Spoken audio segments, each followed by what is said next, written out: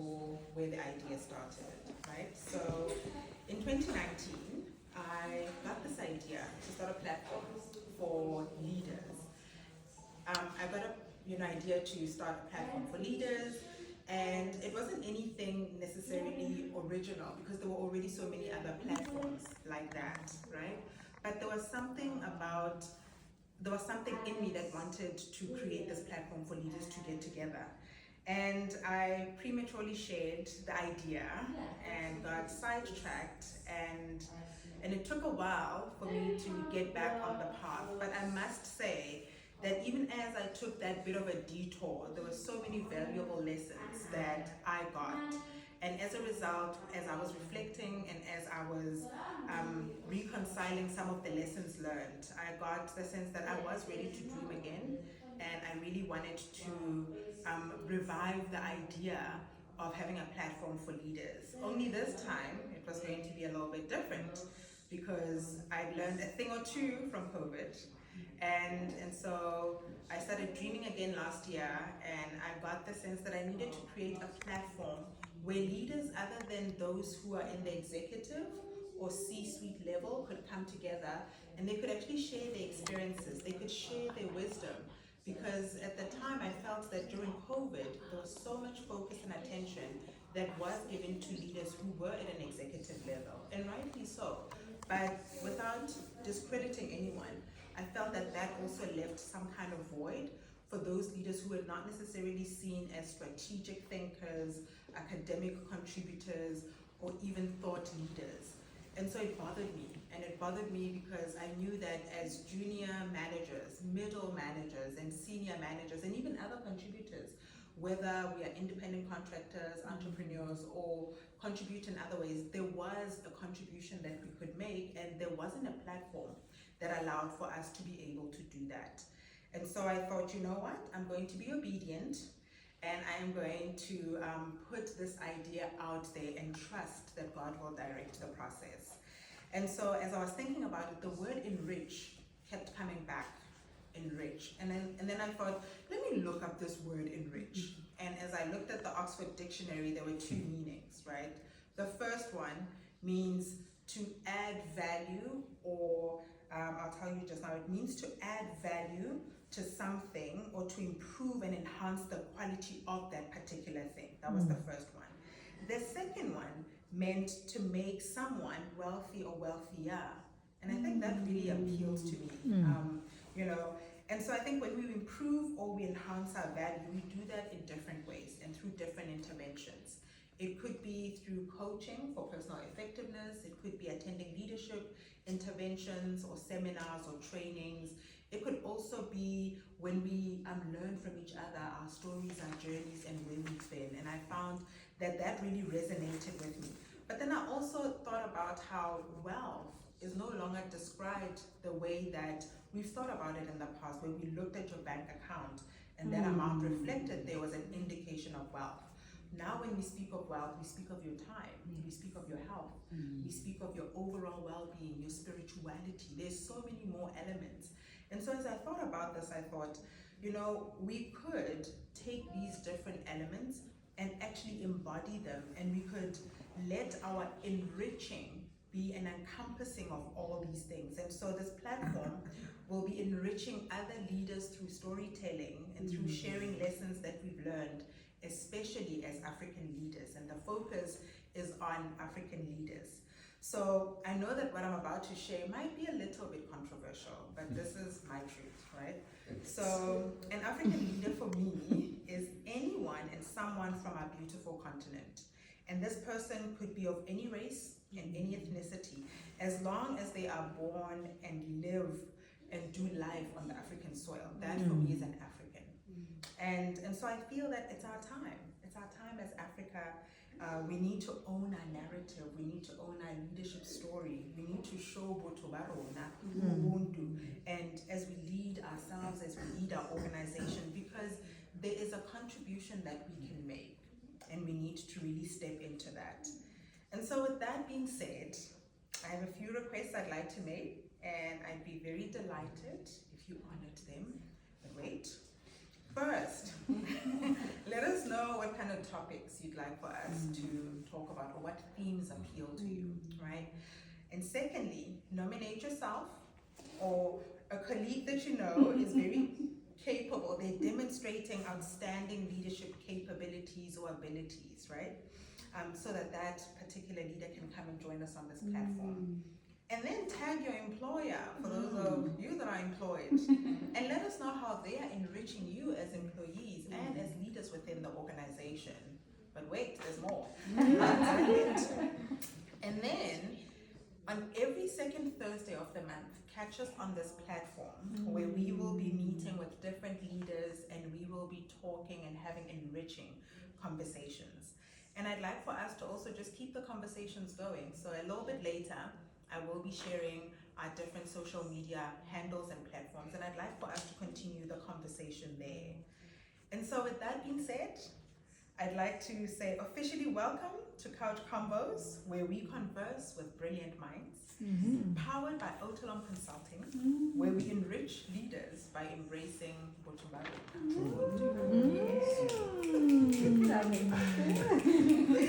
Yes. So, as you all know, August is Women's Month, and I just want to take this time to say Happy Women's Month to all the beautiful, courageous, confident, creative, resilient, and talented South African women of every shade, color, race, and ethnicity. Just putting it out there.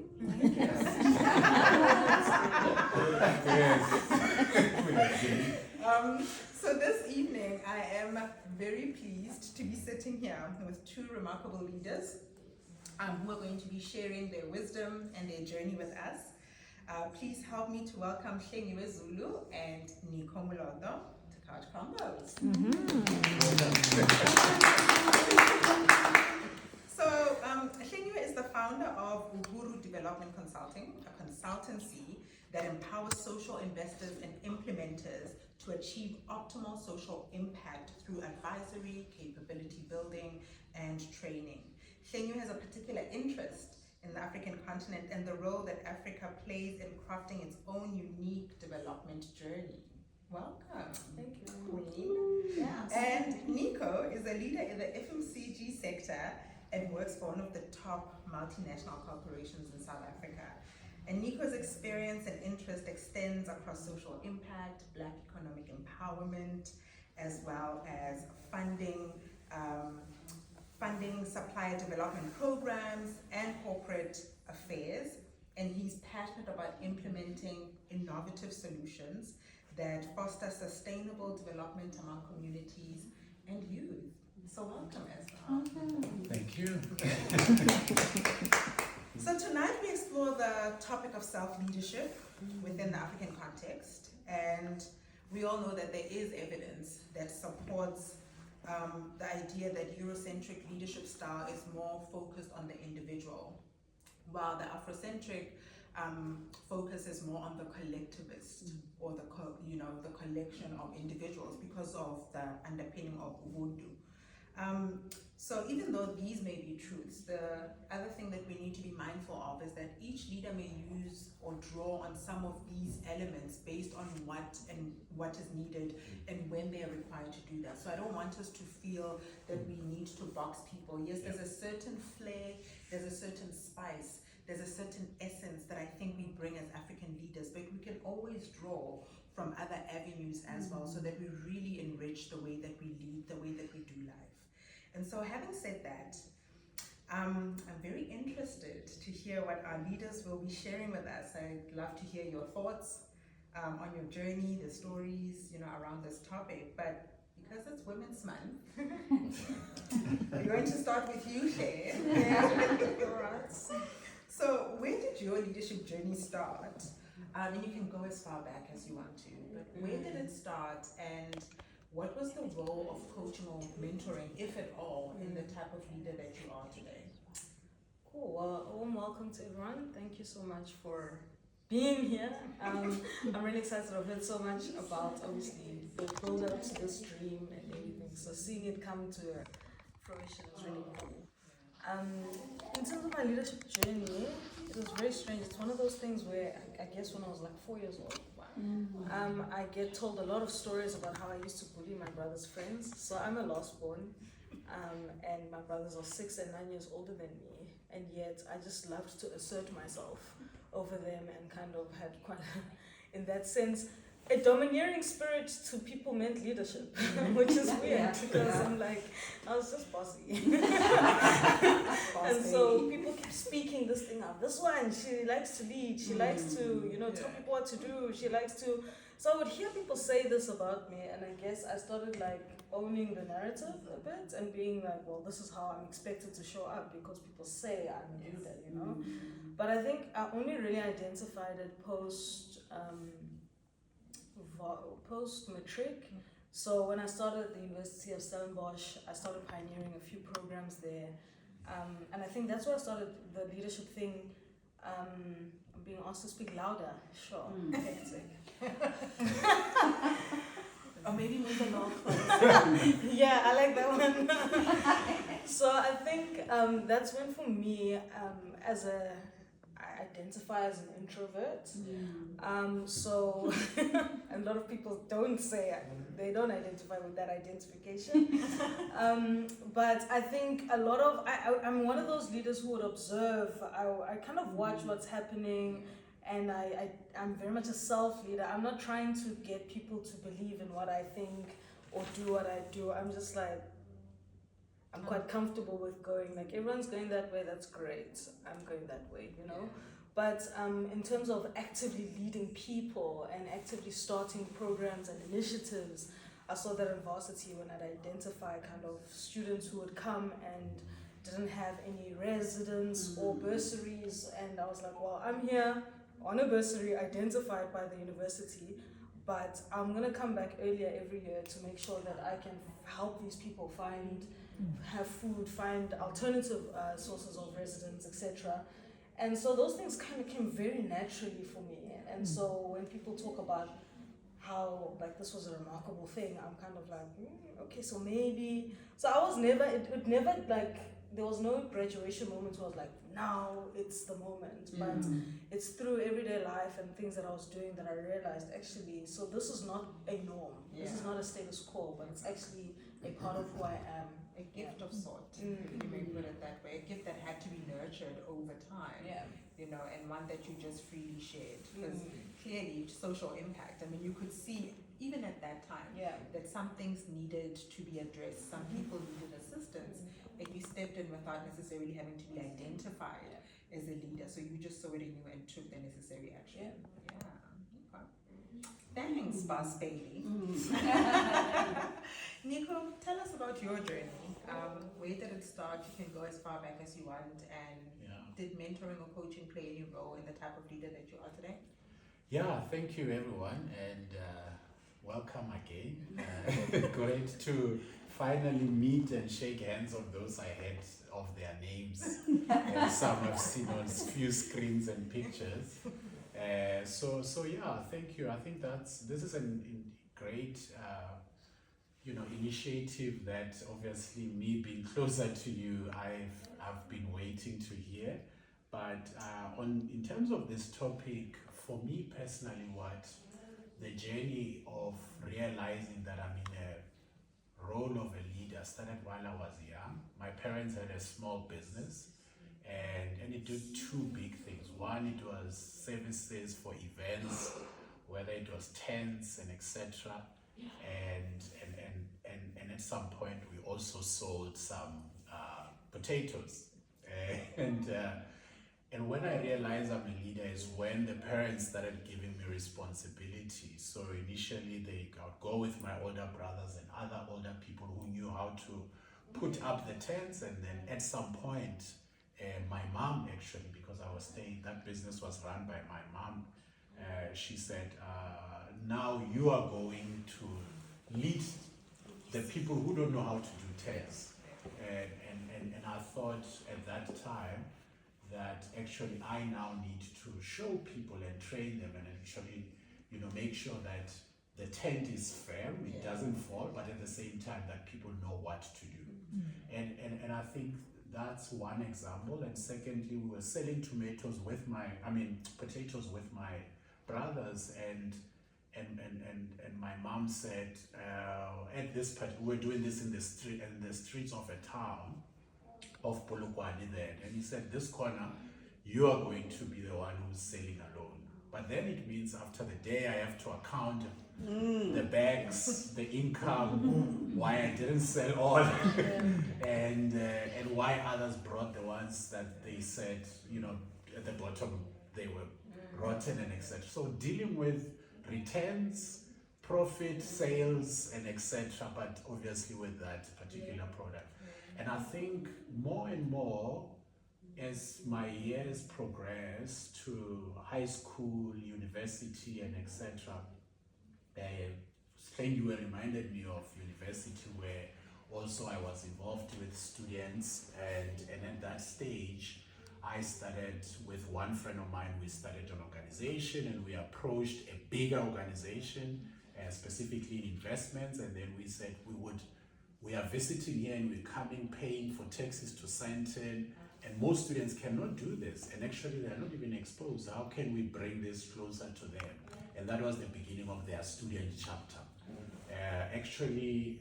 About a month or so, I received an email from the current president of that organization as they were reflecting that over 20 years ago, the student chapter we started at university has now grown to almost 6 or 7 universities, and it's still going, and they're doing a whole lot of operations.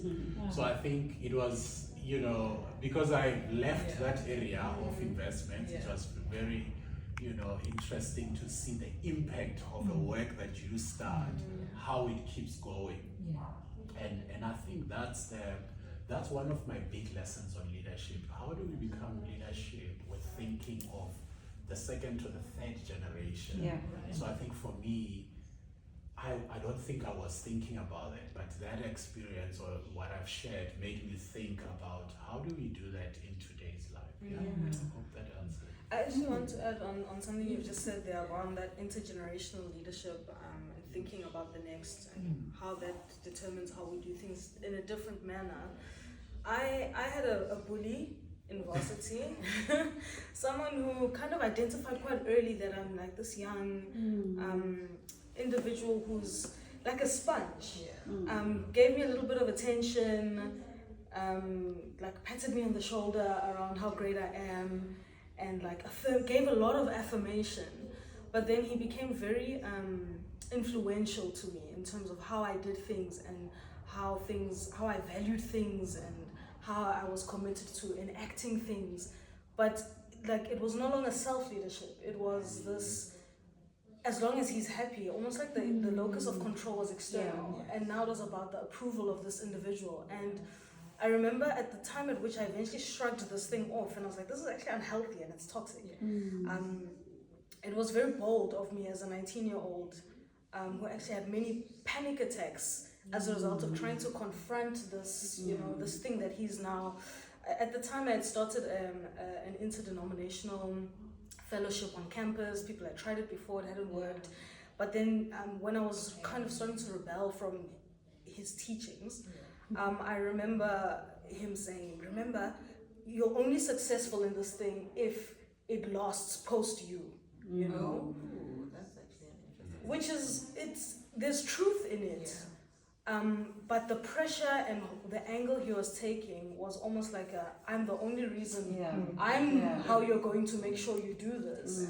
And you can imagine that for a 19-year-old to now try and reconcile this thing of, I'm trying to build this thing, I'm trying to do it in a way that's going to be sustainable, but I've got this toxic voice that's actually disempowering to me and that's making me very inauthentic at this point. So this tension of wanting to build things for the long run, but also trusting in how you're going to do it and not being pressured in doing it a particular way. And I mean, I hear what you're both saying, because I realize that, as leaders now in this era that we are in, we do need to think intergenerationally. We do need to think about things that we do that are going to set those that come behind us, set them up for success, so that they too can go and do really great things.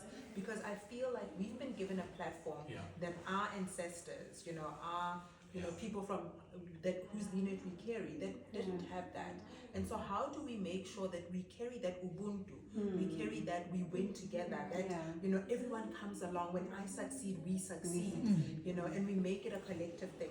What do we need to do, with regards to that? Which brings me to the point about two very significant appointments that I think, have been made. One very recent, and I mean, seeing that it's Women's Month, the very first Black female Chief Justice. Yeah. I know, yes, and then there's a future one over there. But I thought about this to say, you want to tell me throughout these generations, nobody ever thought about giving women a chance. And then, just to share some interesting stats, because, I looked a little bit into this.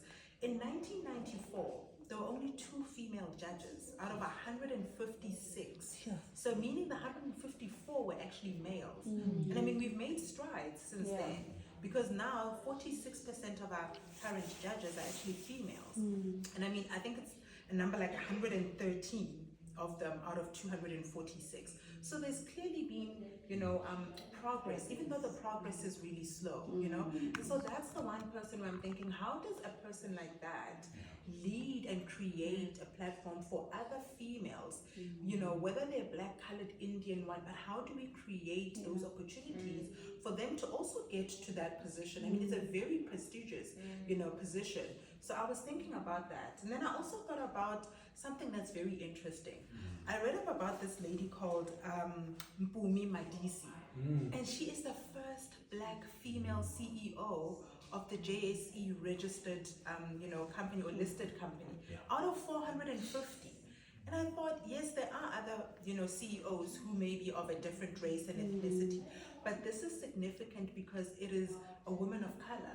And, how long has it taken for us to make these kind of strides? And so it made me think about, there's definitely a shift. There's a shift that's happening in the landscape, and it's shifting in favor of women, in favor of people of color and other minorities.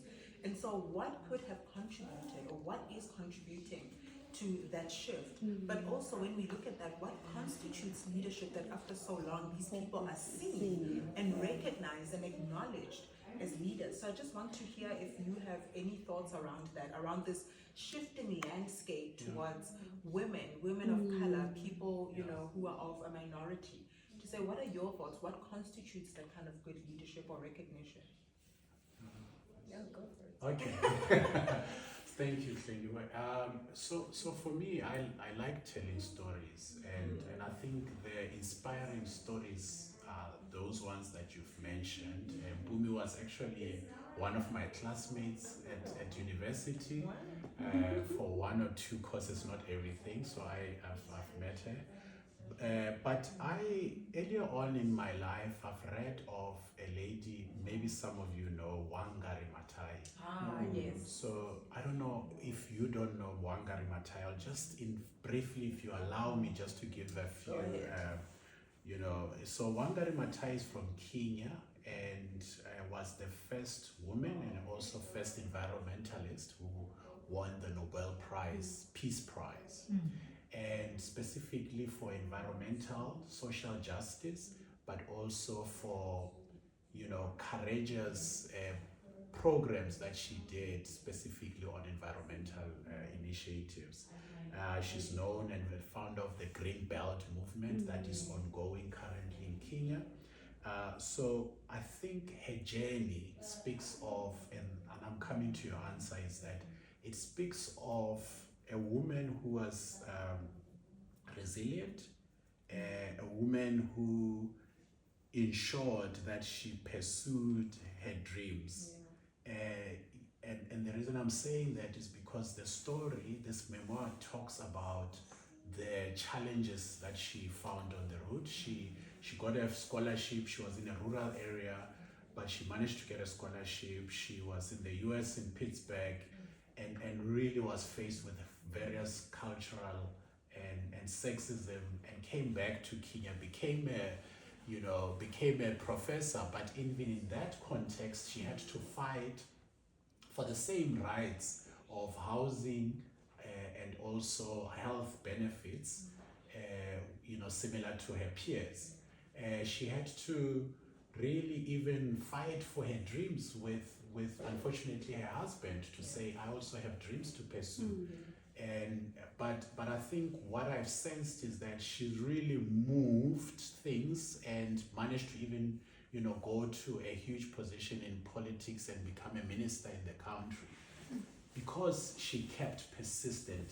I think the book says she was resilient, and she was, you know, she had this unwavering resilience to ensure that she gets there. So what really strikes me about this, I think people sometimes think it is the season for women, but when you listen to the stories of these women you mentioned, and Wangari's story is of fighting the norm, and every chapter when you go and it starts saying, you know, the environment didn't allow women for this, you almost knew, because now you're getting used to Wangari fighting back.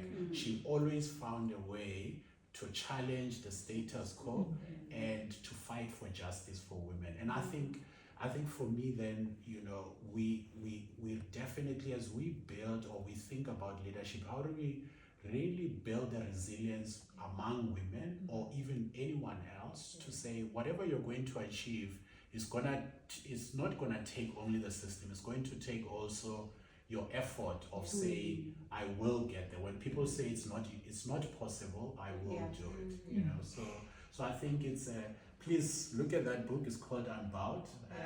It's a memoir. Thank you. Sure. I come from a lineage of very strong black women. Yes. But this Mbokota thing, I feel like it's so like, it just feels like it's something that's put on someone. Like, I must be a fighter.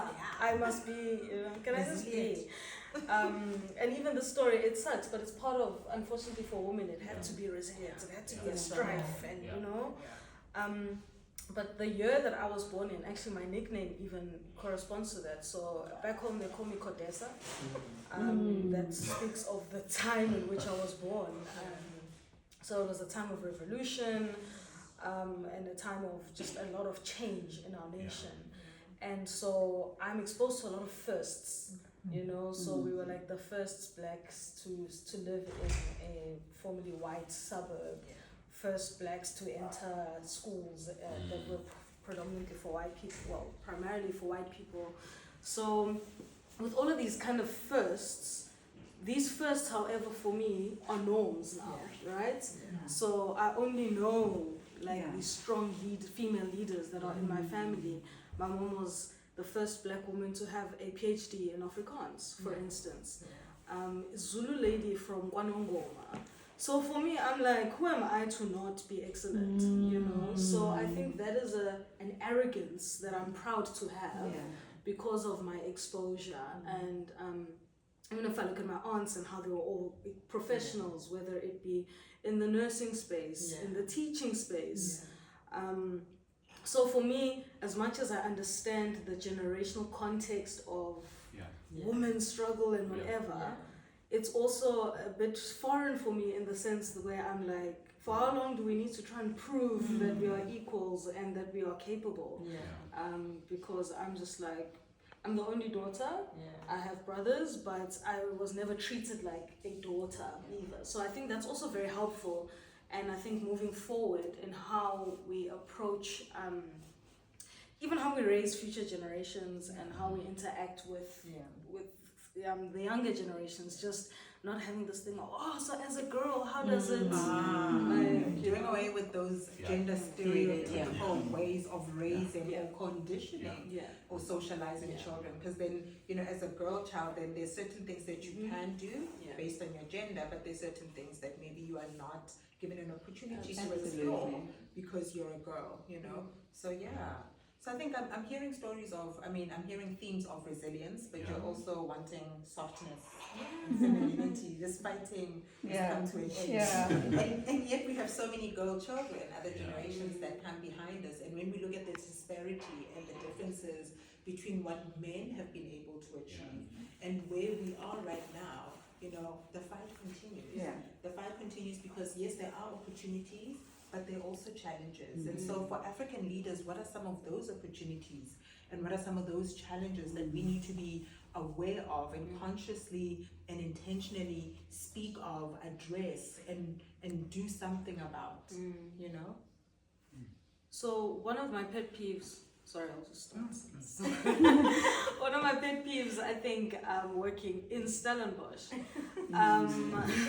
So I left. I was like, I'm never going back to Stellenbosch after studying because I just felt like I couldn't be.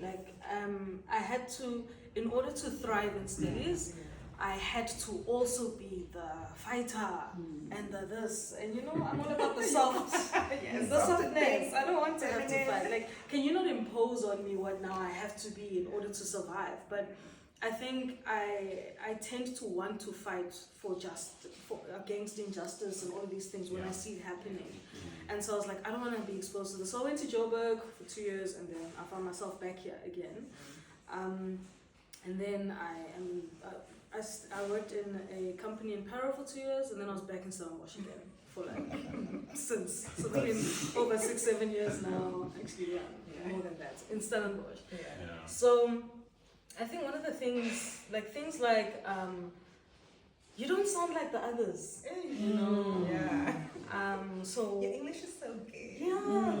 Your English is so good, and it's like, no, we're speaking English to accommodate you. I'm like, that's so sweet. It's actually my second language, but let's all accommodate each other then whilst we're at it, you know. So I guess also being asked a lot around, I was in an investment company for quite a while. So in a lot of the deals they were trying to make, so tell us, what are the people thinking? And I know what that question really means. Which people, you know? And I think that's tiring for me, because I was like, you actually hired me because I'm an expert at what I do. This other stuff that you are imposing on me is not helpful. And when we were starting the diversity, equity, and inclusion stuff, it's like, don't you think you'd be really great to run this? And I'm like, no, I wouldn't be. Because why? Because that's not what I studied. It's not what I'm passionate about. So I think, in short, what I'm saying is that there's agendas that get imposed in my African leadership journey that I have to be very intentional about saying, that's actually not why I'm here. That's actually not my strong suit, and that's not something I'd like to exercise in this context. So that's just one. And remain true to your purpose and also, your values, because now, social injustice is what you want to address, and that's what really gets you going, to be able to be that voice where it matters for you, and not feel like you're not taking on, on something that someone would think makes, an impact, but for them, and not so much, for you. So I think very important to be aware of that. What are the opportunities, Nico, you think for leaders, or maybe even challenges that, we face that we need to be cognizant of? I think that Senyo is right. I think I think we need to also take into account context. Because context is everything. Context defines a season of where the country is, where we are right now, and I'm saying that because we need to embrace that progress as we live life. Is happening. But I think as a leader, we have learned that certain qualities, values are important irrespective of whether AI is coming or not. And how do we then make sure that we evolve those values because we believe that they are relevant? And when I say evolve, it means you might think of a value now in this season, but that value could apply but slightly differently in a different context. So that's why I started by saying context. And today I'm going to really speak about Wangari Maathai a lot. Because because she's a woman, and the book really inspired me. And she said that one of the quotes from her says, trees are a living symbol of peace and hope. A tree has roots in the soil, yet reaches the sky. It tells us that in order to aspire, we need to be grounded. And therefore it's important for us to ensure that our grounding or our roots stand strong. And what are those roots that stand strong? And there are things or norms of leadership that come and go, but they are the ones that are critical for us. And also, how do we learn from our culture backgrounds as well that we can take along? I liked in the beginning you mentioned that what is it that we can also borrow, not from our context or from our background. And I think it's to be clever around those things and say, when I really want to make sure that my roots are strong, for me to continue, because all of us are successful in one way or the other. In this room, there are successful people in your own right that I don't even know as much as my wife do. However, I know that it's important for us to remember where we're from and to go when we're facing challenges, to go deep into those values and lessons and say, how is this going to help me in this context? And pre this meeting, my brother here was speaking about the issue of engaging people and the relationship building. And I think as I was eavesdropping, you'd really, because I also grapple with this on a daily basis, that you doubt whether actually you have built relationships, especially in tough times, because those relationships might not show up even after you've paid the price of 10 years of building it.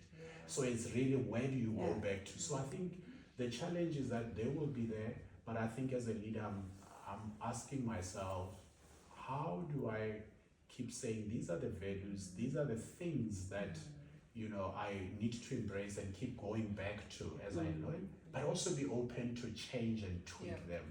Because for my daughter and my son, it might not be relevant, but it might be still important in their time. Absolutely. And I mean, when you speak about context, it makes me think about, whether you're an employee or whether you're a business owner, in your case, we all have a certain way that we lead. There's certain values that underpin us or that ground us.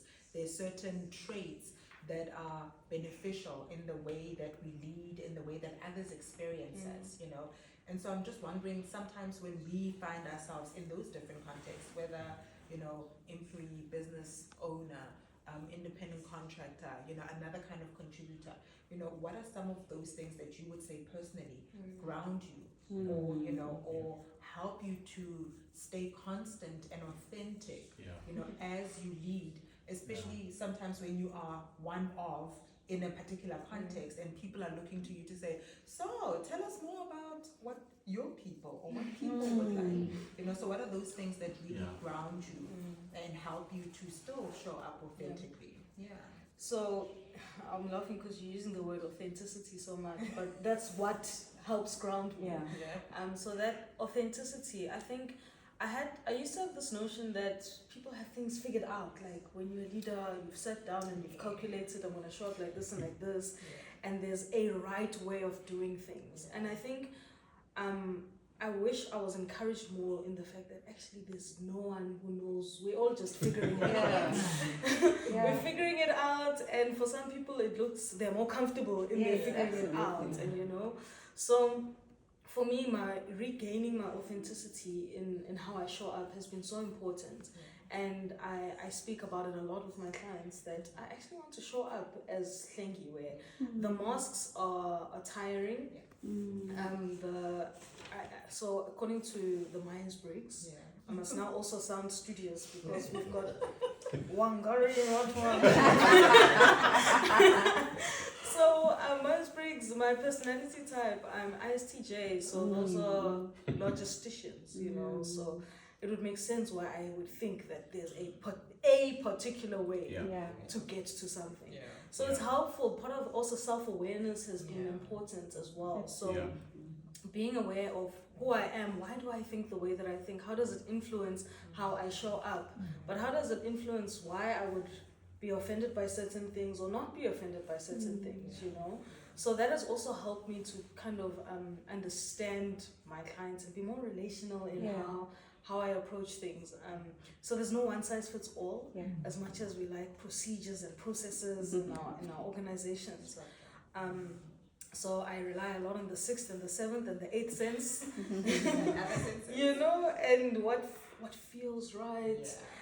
I'm doing it my way because I've also learned that when I do it in another person's way or by the book, whatever the book is, I struggle to take responsibility for the consequences because I feel distanced from it because I'm like, I can't really take responsibility for it because I don't know what does the book say about how I must now respond to this, you know. Whereas if it's an authentic encounter, I know how to respond to that. Yeah.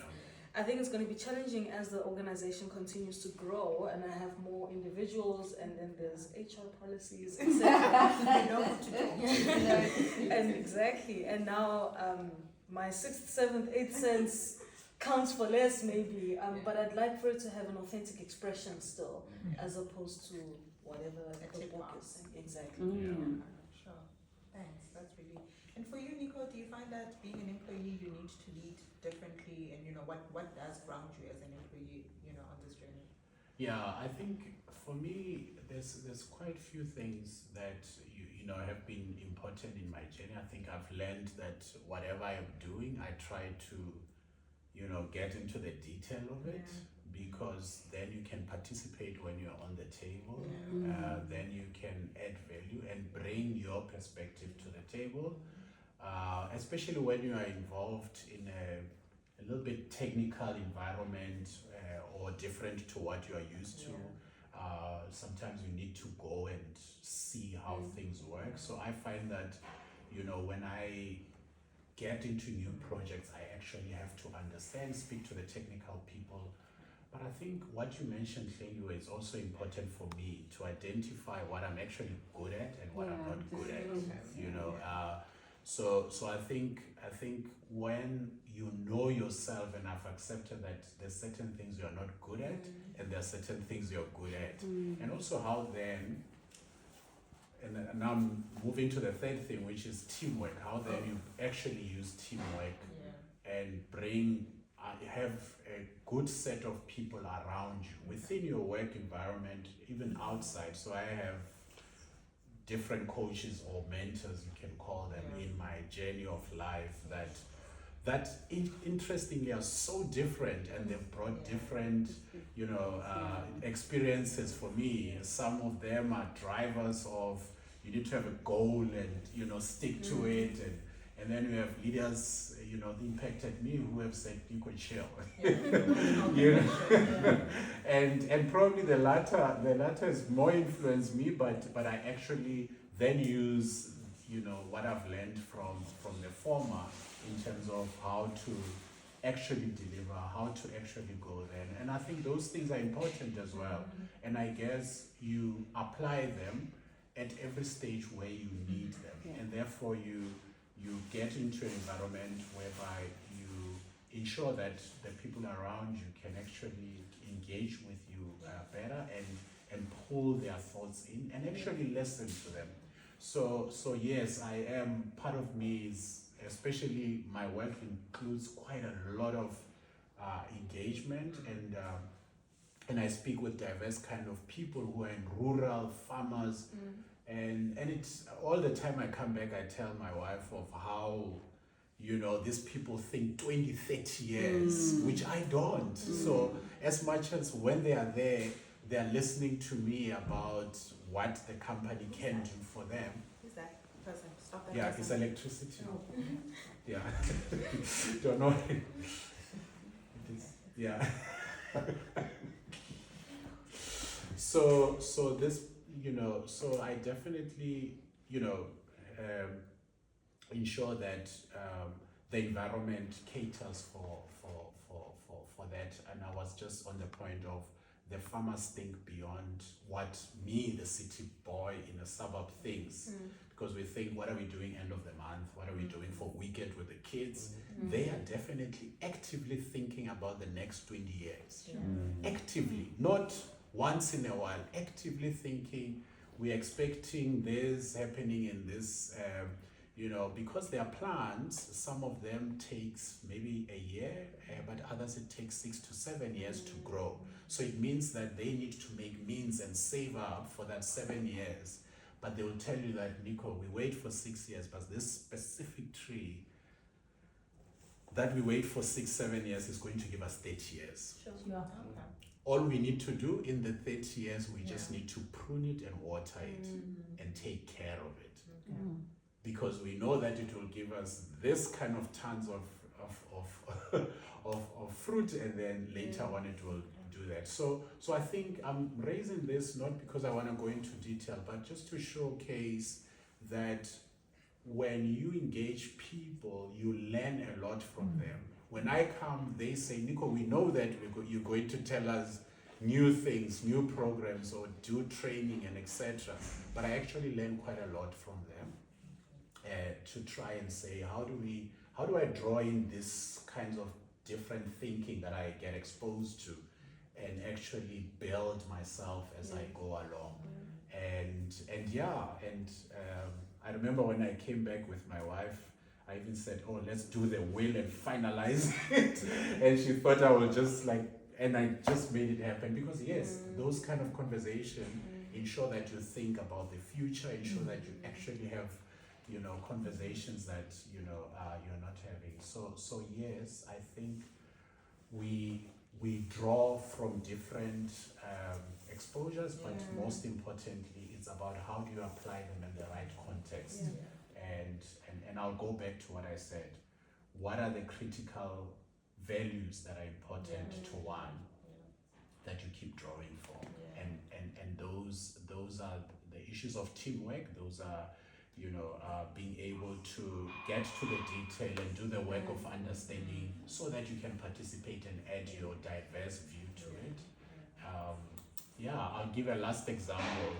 When I started in my FMCG company, they had an advert that they had to do, and part of the advert had this soft song by Judy Sipuma, and it was a soft song, but it had a good melody. However, the message was about death, but they didn't know that. So I was just in that meeting and I stopped everything and I said, this is the interpretation of the meaning, because she speaks in my language, and the people around the room didn't know. They literally cut out that the song in that specific advert. So, and I'm saying it is because I know, then I add that little knowledge of mine to the context, and therefore then then it shifts the decision. And that's just an example of how then you can participate, but obviously it's not that simple. You need to understand the details. I think that's it. Like, leadership is complex, right? There are many layers to it, and I think for us to look at it, from a single dimension would be very limiting for ourselves. But we also have other leaders who are aspiring and who are established. So, any sort of comments, messages that you'd like to share with them, to encourage them to continually enrich themselves, enrich the leaders, the teams that they lead, enrich the organizations that they operate in, enrich the spaces that they're in, whether it be their places of faith or where they give back in their communities. What's that last message to those leaders so that they continually are enriching others and not just thinking of themselves? So I think for me it's to start. Sometimes we think one day I'll be able to be, that leader. But the more you do, the more you actually start understanding. The more you understand, the more you can do better. So I think it's this, the balance between the thinking and the doing and the internalizing. But until you start doing something small and then you learn from that and then you keep going. So I think it's just to have the confidence to do, even regardless of the noise. I think there's also needs to be a way of filtering out the noise. So that might seem like a bit of a juxtaposition. So it's like you want feedback, but also how do I silence the noise? Because I think what I discovered as well in my journey was that as much as I wanted to get all this feedback, there's some voices that I'm actually like, you keep quiet. How do I learn to be like, that's not helpful? I'll tell you an example of something quite recent. There's a client of mine who thought I was being a bit harsh in a particular context. And so I was like, okay, that's interesting. Let me try and be nicer or softer. And for me, I was like, that's not even like me being harsh. So that's like very interesting feedback, you know? So, because I, like on the spectrum, I think I was still like here. And they felt me to be there. And then I gave feedback to another colleague where I was like, you know what, I have gotten this feedback, so it's very interesting for me. And then they asked, who gave you that feedback? So I share the person. They're like, no, that person we have issues with because they're too soft. And their softness is actually impacting the business. So then I realized, okay, so actually it's okay for me to take this with a pinch of salt and not just be like this blank canvas that is super welcoming of all like people's paint that's thrown on it, you know. So I think be mindful of what you take and what you don't take, but why you're not taking it in a place of not pride and arrogance, but also really trying to understand and being grounded. Yeah. And then lastly, I have this cream cheese analogy. When you know, if you're walking around, you've just had a bagel. Yes, I'm gonna use. Wow. Cream cheese bagel. Sounds very Woolworths. You see what I mean about exposure and context.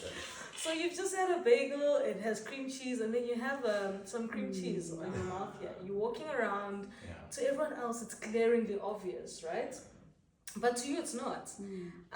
But how much more do you appreciate the person who is going to point out and be like, hey, Puti, see, you've got something on your, and you wipe it off and you're like, thank you, you know? So I think that's the cream cheese analogy for me speaks of is not being overly sensitive as well to when you do get feedback.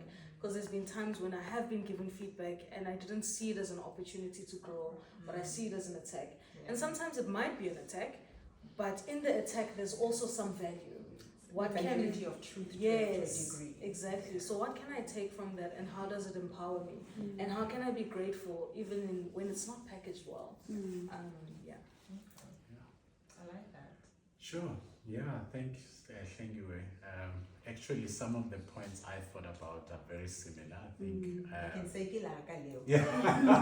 That means that's me Mine. too. Okay. Yeah. So one of the sayings that I wrote is, you don't need a diploma to plant a tree. You know, so you need to start somewhere. Exactly what you said there. You know, and finally, it's, you know, the quote that says nobody knows the solution to every problem. Rather than blindly following others, we Africans need to think and act for ourselves and actually learn from our mistakes as well. And I think it speaks about how resilient our continent, country is. I think if you look at the many challenges we've went through, you know, all the different decades of our country, this must definitely be a resilient country. You know, irrespective of the challenges we are a very resilient country. And I think for me, we can draw even from the lessons of this country and say, you know, if we have gone through these challenges, what is it that stops me as a leader to actually, you know, believe that the path of wherever I'm actually going, I will actually get there? Because no one has got a formula for it, as we all know, but I think it's the drive to, you know, to keep going, you know, just to keep going, because we do believe. I think that would be my, you know, what my inputs into any leader. I like the idea of starting, and I think especially as someone who is a recovering overthinker and recovering perfectionist, until everything is perfect, I don't take a step. And so this was very much an act of courage for me to gather the people that are most closest or have given input, and you know, and to be able to share this moment with you. And I'm hoping that this message, you know, as we continue this platform, that other leaders may learn from this and may take whatever that is valuable and valid and relevant for them in the season that they're in and apply it. But more than anything, own the narrative and go forth and chatter away and be the pioneer that other people can actually follow from. So thank you for your patience, and thank you for allowing the African time to not be a distraction. But I'd like to just do one last thing with our guests here, and then we'll just wrap up. So before you we end off, I'd like to play a little game with you. I'm obviously testing your Africanness. But so the game goes a little like this. I will say a word or a phrase, and you need to complete it. Right? Nico can start. Wow. Maybe the easier one. Listen, in the African culture, the man is must All right. So there's only three. So you're both safe. There's a saying in my language, we call it le'ele or maele. It's a proverb, right? It says mosadi utwara, and I'll explain that. I'll loosely translate. I hate that saying. I can finish it in Tipa kabo ali. That's my language, so I would. Tipa kabo ali. Yeah. Okay, so and that means that, you know, as a woman, and seeing that this is Women's Month, women do the very best that they can with whatever resources that they've got, despite the challenges. They thrive and they overcome, and you know that resilience that you've been talking about. You know, they employ that. Maybe this one, Ke, is for you, Sisi. Yeah, that's for her. Wathinta imbokodo. Wait. Wathinta an egg. Wathinta abafazi. Yeah. So what does that mean for you? What does it mean for me? It's back to that Wanjiru stuff about the difficulty and the resilience and how women will continue to conquer and, you know.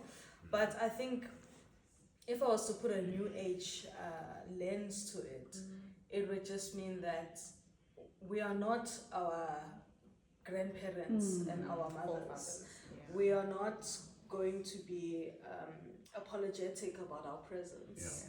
And we are here for what's rightfully ours. Okay, I like that. Owning up, taking space. And then lastly, Africa is? How would you complete that? How would you it's not a proverb. Yeah, okay. Yeah. Africa is full of potential. Africa is beautiful. Africa is Africa. Yeah. I think I'm speaking about authenticity that we referred to. And I think also Africa has got great leaders. Okay, Africa is? Sure. Africa, I feel like it's a melting pot of brilliance and excellence. And the context behind that is just, despite the adversity, we rise. We rise on every front. And I'm looking forward to seeing us embracing some of the Western notions, embracing our cultural concepts. It's this melting pot of just amazingness. Yeah. Africa is home.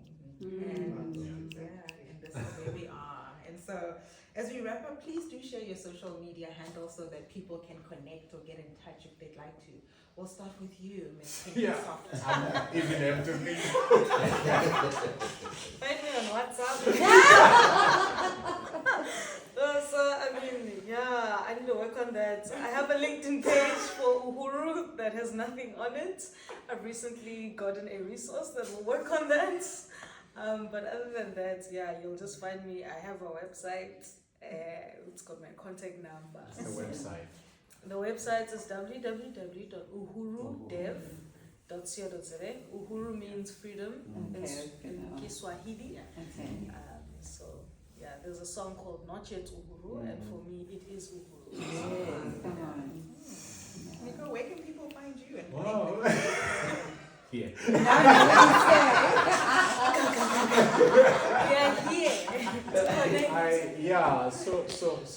I am very much not good on socials.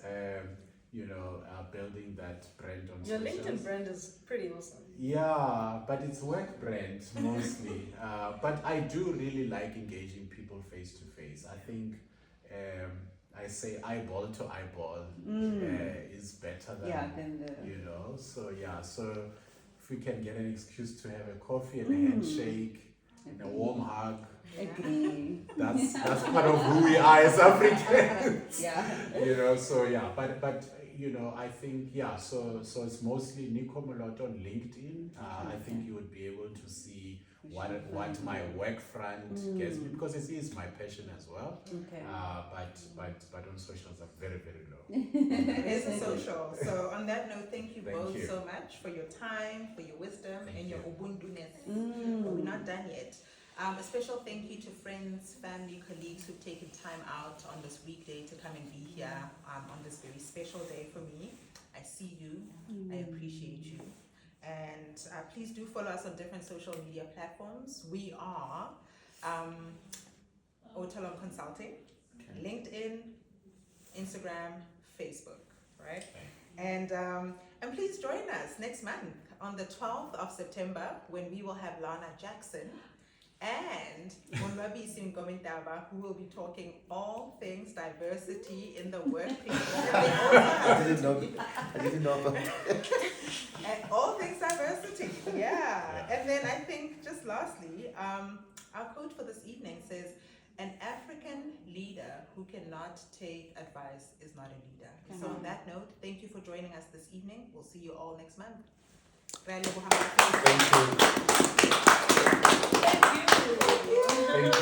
We should thank you as well. Yes, always people don't get thanks. Those that thank others don't get thanks. Oh, thank you. No, seriously, a big thank you to everyone taking time out, being here. At least now you have an idea when you all will be guests here, as I'll be chatting to some of you. You know what to expect. We really love to have your... No, you would do great. You know yourself.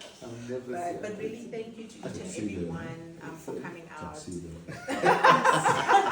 And so I'd like for us to just take a couple of pictures with the wall banners. Yeah. There's some nibbles, there's some wine, there's some tea, Okay. there's some water. So please don't go home before you've grabbed something and you've chatted a little bit. And then, by all means, when you're ready, then you may leave. But thank you so much for being here. Thank you. And so other tea.